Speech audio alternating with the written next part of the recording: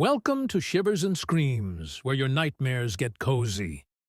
Before we dive into tonight's spine-tingling story, remember to like if you enjoy a good scare, comment if you manage to survive, but most importantly, subscribe. Why?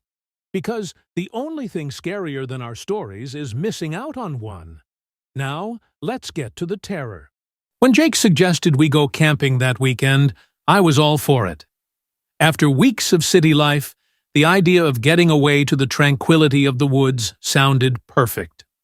Emma was just as eager, always the nature lover among us. We'd been best friends since college, and we'd gone on plenty of trips together. But something about this one felt different. I couldn't quite put my finger on it, but there was a quiet unease I pushed to the back of my mind. We arrived at the campsite just as the sun was beginning its descent, painting the sky in hues of orange and purple. The woods were dense, the trees standing tall like sentinels guarding some ancient secret. Jake, ever the practical one, quickly started setting up the tent, while Emma and I gathered wood for the fire. The deeper we went into the forest, the quieter it became. It was almost too quiet. No birds, no rustling of small animals, just the sound of our footsteps crunching on the fallen leaves. The silence was unnerving, but neither of us mentioned it. I think we were both trying to shake off the creeping sense of unease that had started to settle in our stomachs. When we got back to camp, Jake had already set up the tent and was unpacking our food. The sun had dipped below the horizon by then, and the air had taken on a crisp, cool bite.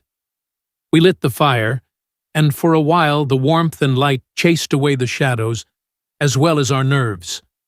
We joked around, eating sandwiches and talking about everything and nothing. But as the night wore on, the unease returned, stronger this time.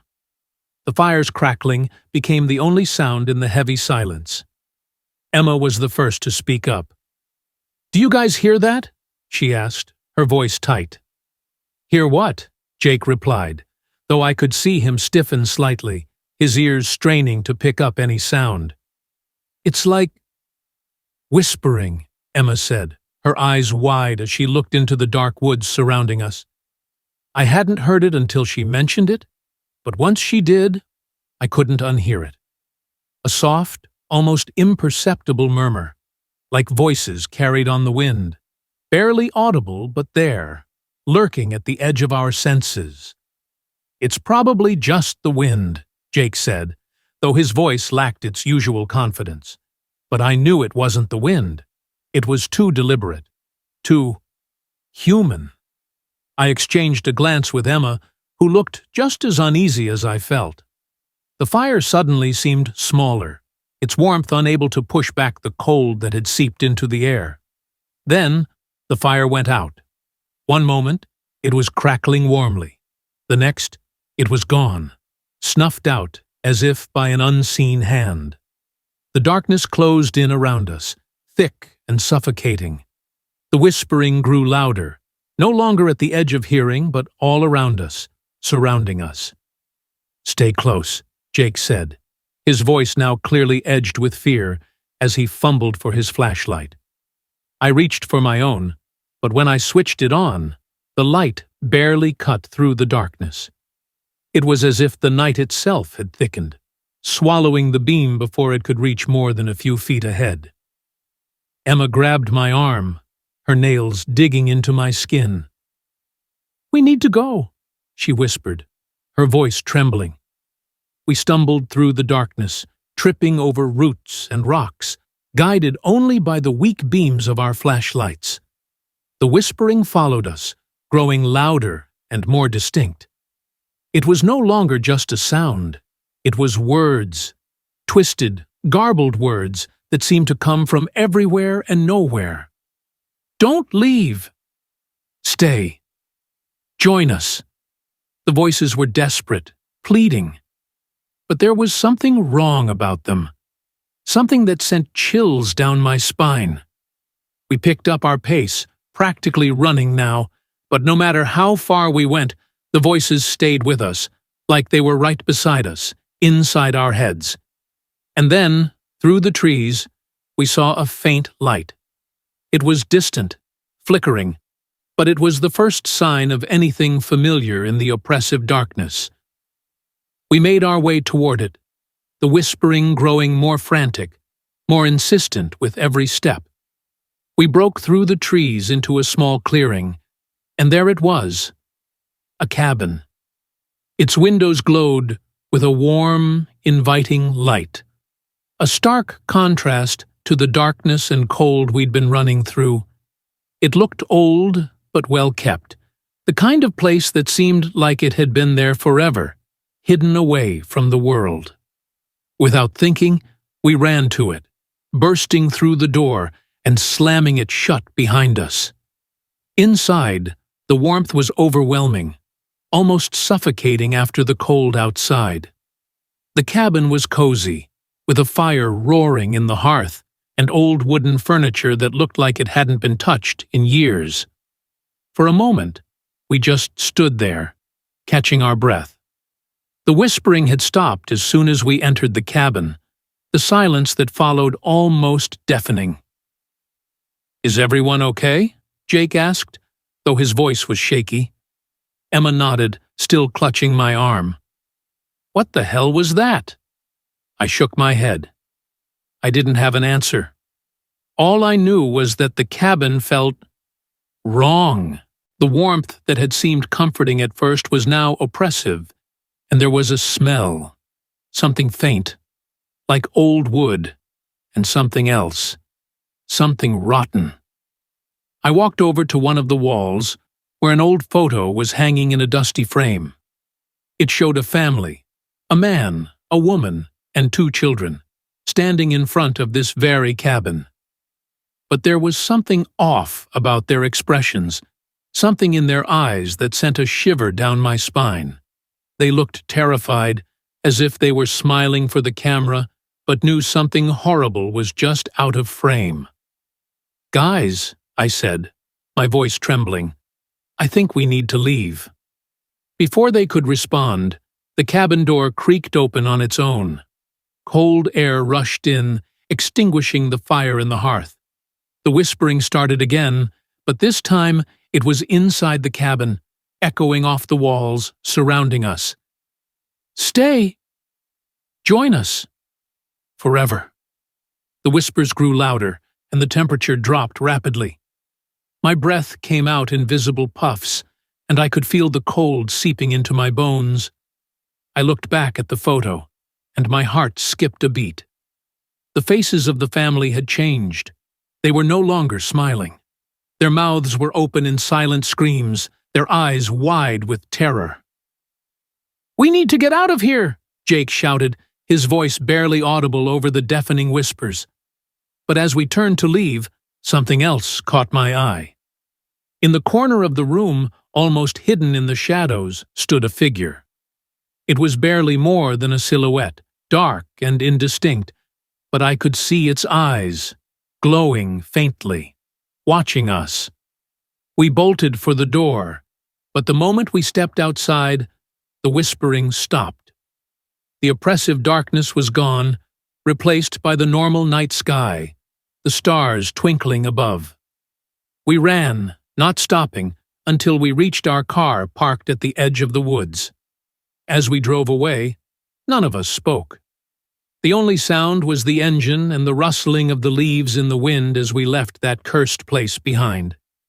It wasn't until we were miles away that Emma finally broke the silence.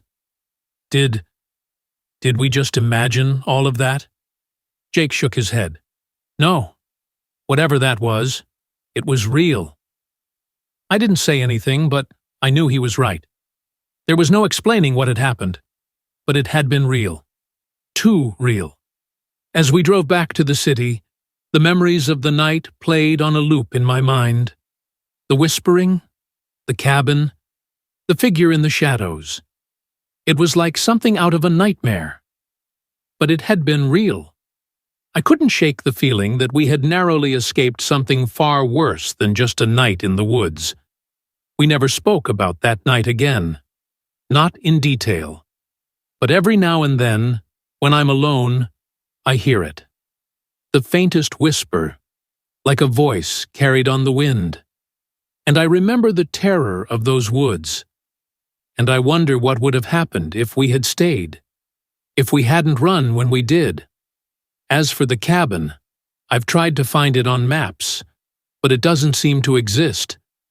It's as if it was never there, a ghost of the forest. But I know what we saw, and I know one thing for sure. I'll never go back to those woods again.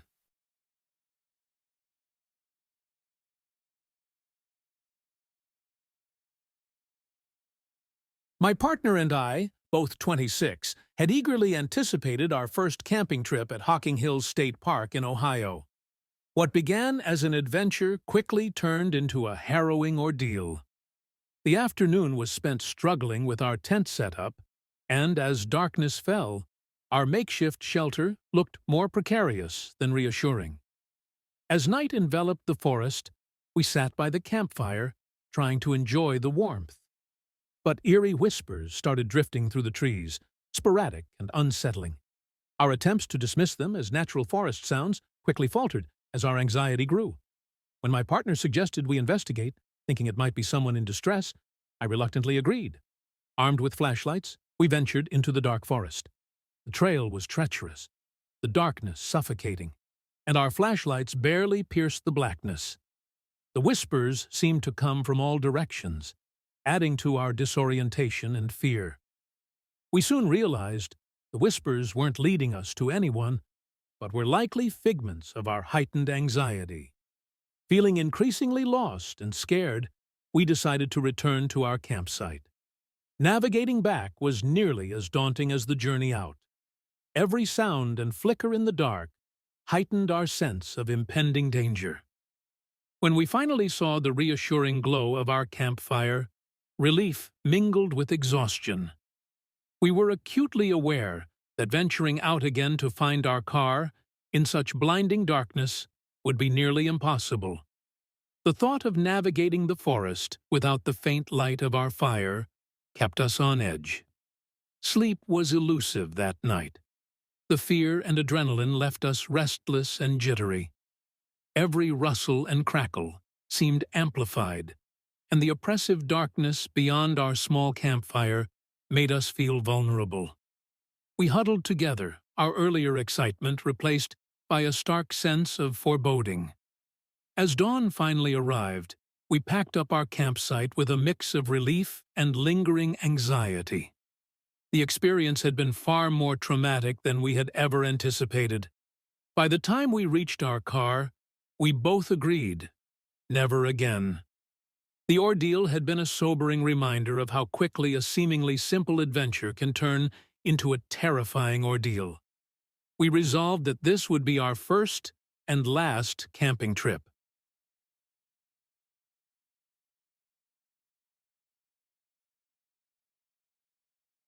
I've been an avid camper for years, drawn to the thrill of the wilderness and the peace that comes from being far away from the noise of the city. There's something about the solitude of nature that speaks to me, a quiet that clears my mind and rejuvenates my spirit. Last summer, feeling the need for that rejuvenation more than ever, I decided to go on a solo camping trip. Just me, the forest, and the open sky. It was supposed to be a weekend of escape, a chance to disconnect and find solace in the arms of the wild. I meticulously packed up my gear, double-checking every item. My tent, sleeping bag, stove, food supplies, and most importantly, my compass and map, all tucked securely in my backpack. There was a particular spot in the national forest I had been wanting to visit for a while, a place off the beaten path where few ventured.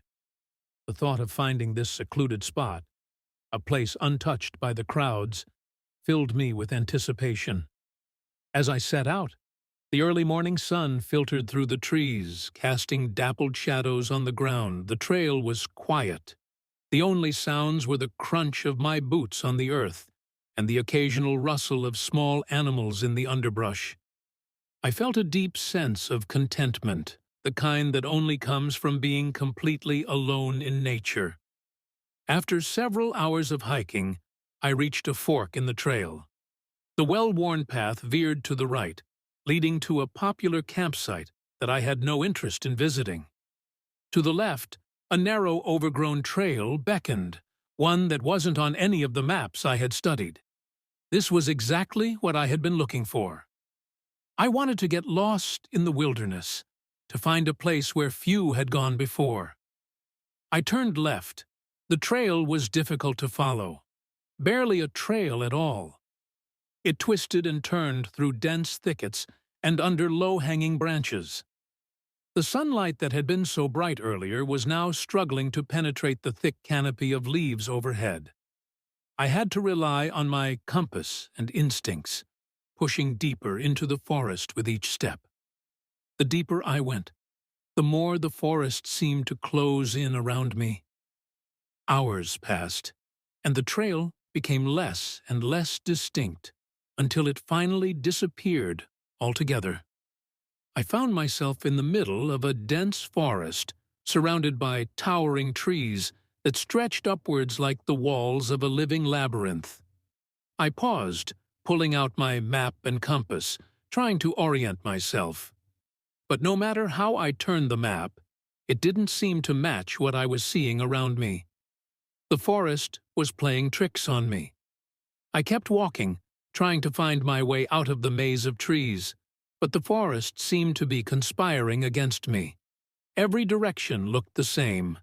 Endless trunks stretching upwards, their thick branches knitting together to block out the sunlight. The air was thick and heavy, and with each step, the silence around me grew more oppressive. The usual comforting sounds of nature, birds singing, leaves rustling, had vanished, leaving only an eerie stillness. Then I heard it, a faint crunch of leaves behind me. I froze, my heart skipping a beat. The sound was subtle, almost as if it was trying to stay hidden, but unmistakable. Footsteps. My rational mind tried to brush it off as an animal, but something deep inside me knew better. There was someone, or something, out there with me. A cold wave of fear washed over me, prickling my skin. My breath caught in my throat as I strained to listen. Every muscle in my body tensed. The footsteps were irregular, as if whoever or whatever was out there was trying to match my movements, staying just far enough behind to remain out of sight. My mind raced with possibilities. Was it a fellow camper, lost like me? Or was it something more sinister? I glanced over my shoulder, but there was nothing, just shadows and trees. Still, the sensation of being watched was undeniable, as if unseen eyes were boring into the back of my head. The forest, once a place of solitude and peace, now felt like a living entity, hostile and foreboding. Every shadow seemed to shift. Every tree appeared to lean in, trapping me in their wooden embrace. The footsteps grew louder, closer, and my chest tightened with panic. My breathing became shallow. My hands trembled as I clutched my compass, which now felt useless in the face of the mounting terror. The temperature around me seemed to drop, and I felt a chill run down my spine, as if icy fingers were trailing along my back. My instincts screamed at me to run, but fear rooted me to the spot. I could almost feel the presence closing in on me, the hairs on the back of my neck standing on end, as if sensing the danger that lurked just out of sight. My heart pounded in my ears, the sound almost deafening in the unnerving silence. I was acutely aware of my own vulnerability, standing alone in the vast, indifferent wilderness. Then the footsteps quickened, no longer bothering to stay hidden. It was as if whatever was out there had made up its mind. It was coming for me. A surge of adrenaline shot through me, and suddenly, the paralysis broke. Without a second thought, I turned and ran, driven by pure instinct and a primal fear that I had never felt before. I broke into a full sprint, adrenaline flooding my veins. The forest became a blur as I pushed my body to the limit, ignoring the burning pain in my legs and lungs. I didn't dare look back. My mind was focused on one thing: getting out, escaping whatever was pursuing me. The trees whipped past me, branches clawing at my clothes and skin as if trying to hold me back. My breaths came in ragged gasps, my heart pounding so hard I thought it might burst. Every muscle in my body screamed for me to stop, to rest. But I couldn't. The footsteps behind me had turned into a full-on chase, crashing through the underbrush, relentless and closing in fast. I could feel the presence right behind me, its breath on my neck, the ground trembling under its weight. And then, just when I thought I couldn't run any further, I saw it. The edge of the forest. The trailhead and my car were just ahead, bathed in the golden light of the setting sun. It was the most beautiful sight I had ever seen. With one final burst of energy, I reached the car, my hands shaking as I fumbled with the keys. My vision blurred with tears of relief as I finally got the door open and jumped inside. I slammed the door shut and locked it, my whole body trembling with fear and exhaustion. For a moment, I just sat there, gasping for breath, unable to comprehend what had just happened.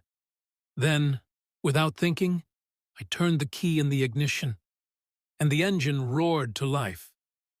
The tires kicked up dirt as I peeled out of the forest, leaving the darkness and whatever or whoever was behind me in my dust. As I drove away, my heart still racing, I couldn't help but wonder who that person was and what they wanted with me. What was lurking in those shadows, tracking me through the forest? But one thing was certain: I was never going camping again. The wilderness, once my sanctuary, had turned on me, and I knew that no matter how far I drove, the memory of those footsteps would follow me, haunting my dreams and reminding me that some places are best left unexplored. We decided to go camping in a national park for our summer vacation. It was supposed to be a fun family getaway, just us in the great outdoors. We packed up our gear, excited for a week of adventure. The first few days were amazing. We hiked through lush forests, swam in crystal-clear lakes, and roasted marshmallows over the campfire. But then, things took a dark turn. One day, we decided to explore a trail we stumbled upon. It seemed like the perfect opportunity to get off the beaten path and experience some true wilderness. However, it quickly turned into a nightmare. As we trudged along the trail, we started noticing signs of something strange. The deeper we went, the quieter the forest became, as if the birds and insects were too afraid to make a sound. Then we saw the first marking, a crude symbol carved deep into the bark of a tree. It didn't look like any normal trail marker. It was twisted, almost like a warning. The further we went, the more of these symbols we saw, each one more disturbing than the last. Then we stumbled upon an abandoned campsite in tatters.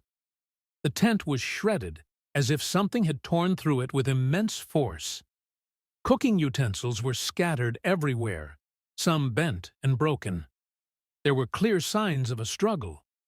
Footprints in the dirt, a torn piece of fabric hanging from a branch, and what looked like dried blood on a rock nearby. The air was thick with an uneasy stillness, and it felt like the trees were closing in on us. It looked like the campers had left in a hurry, abandoning everything in their panic. We searched the area for any clues, but found nothing. No notes, no signs of life. Just the eerie remnants of what must have been a terrifying ordeal. It was as if the campers had vanished into thin air. As we stood there, trying to make sense of it all, a feeling of dread settled over us.